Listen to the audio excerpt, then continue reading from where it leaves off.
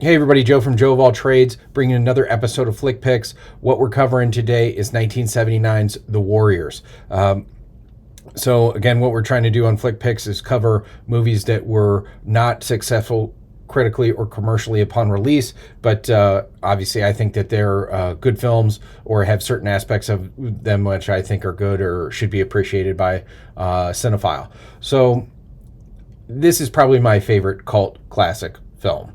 Um, it's been considered basically a cult classic since it came out, but it has so much positive contemporary viewing. What people think about it now is that basically it's kind of losing the cult status.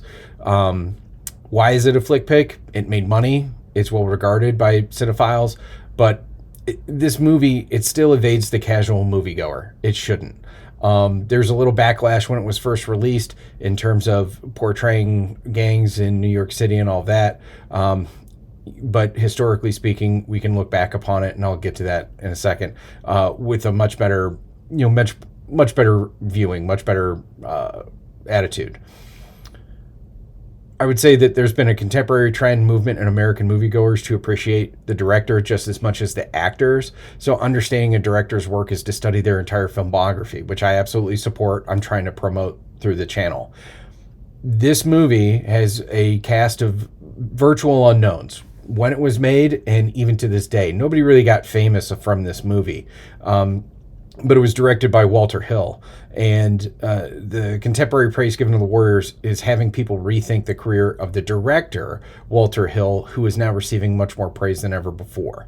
So I think that this goes along, the fact that it's a Walter Hill film and he has quite the filmography, that this is a perfect film to say you should really look at the director just as much as the actors, because the actors, I think they do a fantastic job in the film, but they really didn't, it didn't make them famous, even afterwards.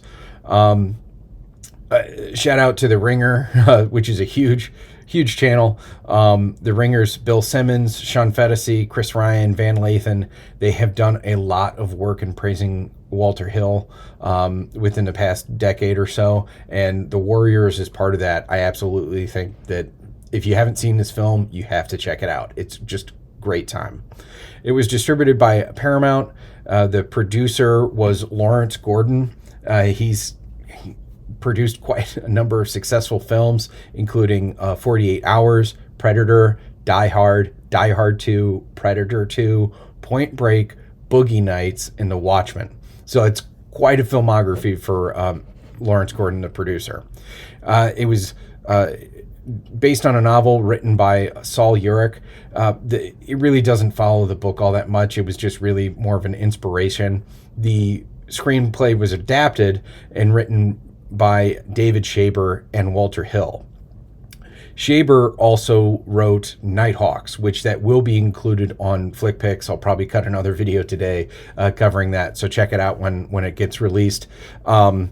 And David Shaber also wrote the final draft, uncredited, of Hunt for Red October. The director, like I said, is Walter Hill. He co-produced Alien. He directed 48 Hours, Streets of Fire. That will be on Flick Picks for sure. Red Heat, Brewster's Millions. So he's got some good movies there, but certainly people are looking more favorably on Walter Hill now than ever before. Music is by Barry Dvorak. The music to this film, other than the needle drops and the song "In the City" written by Joe Walsh, the score itself is just, it's awesome. Like sometimes I will put it on when I'm driving or about to go compete in some sort of thing, whether it be golf or something like that, because it really is a driving, almost like pre-synthwave song, and it's really I like it a lot. So starring the cast of virtual unknowns, like I said, and a couple of that guys. James Remar is one of the Warrior crew, and he can be seen in a ton of stuff. after that.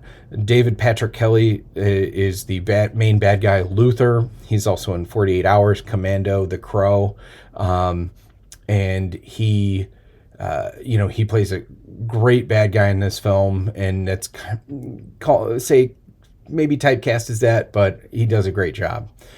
Budget was $4 million. The box office was $22.5 million, so it did make money. But like I said, the reason why this is on FlickPix is just because I think that this movie sometimes escapes people who are getting into, watching movies for, the purposes, not just being entertained for a couple hours, but to really study cinema. The synopsis is: a street gang must escape from the Bronx back to their home turf on Coney Island after being framed for the murder of a respected gang leader. I don't really need to get into the story a whole lot. The synopsis pretty much spells it out, and just a ton of crazy shit ensues after they get framed for this gang leader's murder.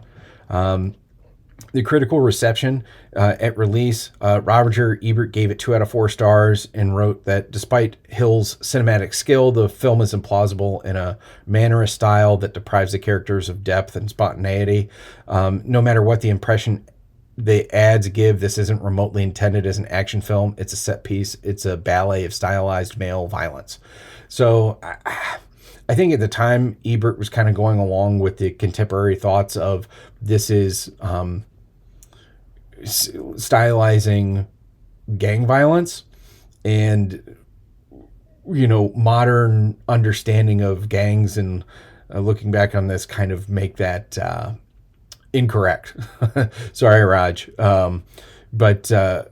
Yeah, so at the contemporary, when it came out in the 70s, a lot of people didn't like what it was portraying, but as we can look upon it now, the gangs and what happens, it's really cartoonish, almost like this movie should be taking place in some sort of cinematic universe like Marvel or something like that, where it's so far-fetched and so inaccurate from how actual gangs work that that just wasn't understood at the time. Gene Siskel, he gave the film 1 star out of 4, likening the dialogue to that of Harvey Lembeck in those silly 60s motorcycle pictures, and concluding that you would think after watching The Warriors, the gang membership was a victimless crime, save for the occasional sadist who pops up as comic relief. This entire film is a romantic lie. Again, that's coming out right when the film was released. And again, I think, was the portrayal of gangs in New York in the late 1970s. To be honest, I don't know if Walter Hill was trying to be realistic. It's not at all. It's comical, but it's still a great entertaining film. Nowadays, I'd say the movie is now well regarded by cinephiles and is a highlight in assessing Walter Hill's directorial work. And I think this movie is a ton of fun. There's some slow points, or the dialogue isn't great, but it's much better than some like 1960s motorcycle Billy Jack film. It's much better than that. My notes on it, like I said, the synopsis pretty much sums up what happens in the film. David Patrick Kelly, he's great as the main villain, Luther. And it's really fun, going back to seeing these gangs. It's really fun to see what makes them different, what their themes are, how they dress, how they act. The most fun in the movie is the gang called the Baseball Furies. And a lot of the contemporary assessment of the film usually pokes fun at this gang, but but they're a lot of fun. They dress up like a baseball team, but they paint their faces, and they're kind of scary. And their battle is probably what the most action filled scenes in the movie, and it's just a lot of fun. Like I said, the music is awesome. The main theme song, it's a slick driving tune. It has elements of funk, soul, disco, and punk all kind of mashed together, which is really what the music scene in the late 1970s New York was. You're talking disco, Blondie, punk at CBGB's. So, the song kind of mashes it all together, and I think it's awesome. I listen to it all the time. Like I said, Joe Walsh did the song "In the City" for the movie. It's not really included, but it is included in the credits. Great song. Love Joe Walsh. Shout out Kent State alum.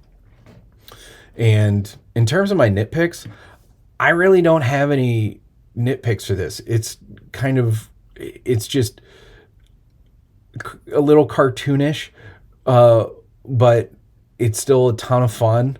And, you can just, if you go in knowing that, this is not, this isn't Citizen Kane, you'll have a lot of fun. So, and I totally recommend doing that. So please check it out. It's currently streaming free with ads on YouTube, but this regularly bounces around the streaming services, typically the free ones, Tubi, Pluto. I've seen it on Amazon Prime. So you'll be able to find this at any given time. So please check this film out. If you like this video, please like, comment, share, subscribe. If you want me to cover anything in Flick Picks, please leave a comment in the comment section below. If you check this film out, tell me what you thought about it. Leave it in the comment section below. I really do want to see that, and I do check the comments, and I do give feedback. Please check us out here on YouTube, Spotify, Instagram. If you want to help the channel out, head over to Patreon. I would really appreciate that. And cheers.